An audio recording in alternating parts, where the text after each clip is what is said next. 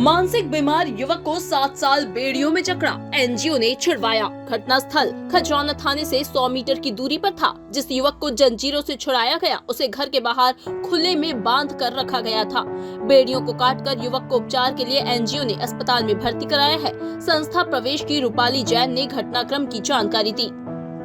देखिए 2-3 दिनों से मेरे पास में सूचना आ रही थी कि इनको एक युवक यहाँ पर बंधा हुआ है, उसका रेस्क्यू कीजिए। और संस्था प्रवेश के द्वारा पिछले 3 वर्षों से भिक्षावृत्ति मुक्त अभियान इंदौर में चलाया जा रहा है। तो ऐसी सूचना पर हम लोग तुरंत कार्यवाही करते हैं। जब कल टीम पहुँची तो देखकर काफ़ी आश्चर्य का सामना हमको करना पड़ा कि चारों हाथ पैर उसके इतनी मोटी जंजीरों से जकड़े हुए थे और वो विक्षिप्त अवस्था में था, नग्न अवस्था में था। 12 ही महीने वो चाहे धूप हो, बारिश हो या ठंड हो, वो ऐसी ही खुली अवस्था में जकड़ा हुआ रहता था। जानकारी निकालने पर पता चला उसकी माँ भी उस समय वहाँ पर आ गई। उसकी माँ ने ही उसको इस तरह से बांध कर रखा हुआ था।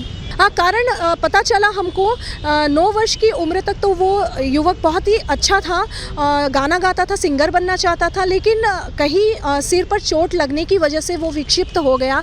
लेकिन माँ उसकी विक्षिप्त अवस्था को नहीं समझ पाई। उसका ऐसा मानना था कि इसके अंदर अल्लाह का वास है या भूत प्रेत इसको लग गया। झाड़ फूँक करती रही वो। मस्जिदों के बाहर बांधने से उसको ऐसा लगता था कि शायद अल्लाह उसको ठीक कर देंगे। चूँकि वो हिंसक प्रवृत्ति का होते गया, धीरे धीरे जैसे बड़ा होते गया, लोग भी उसको उसकी मानसिक स्थिति का मजाक बनाते थे, उसके ऊपर पत्थर मारते थे, हंसी मजाक करते थे, जिसकी वजह से उम्र के साथ साथ वो डिप्रेशन में भी जाता रहा और उसकी मानसिक स्थिति और बद से बदतर होती चली गई।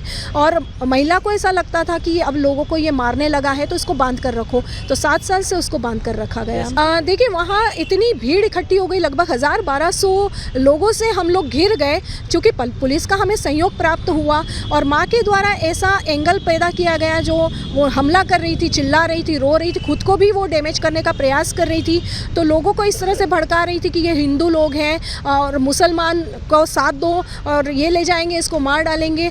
तो कुछ लोगों ने जो यंग थे, मुझे बड़ा आश्चर्य हुआ ये देखकर कि काफ़ी यंग लोग जो 20-22 साल के युवक थे, वो लोग भड़क रहे थे और हम लोगों के साथ में विवाद कर रहे थे और ले जाने देने से रोक रहे थे। लेकिन जब मस्जिद से कुछ समझदार लोग भी निकले, आसपास के लोग भी कुछ समझदारी का परिचय देते हुए उन्होंने ऐसी स्थिति को पूरी तरह से संभाल लिया।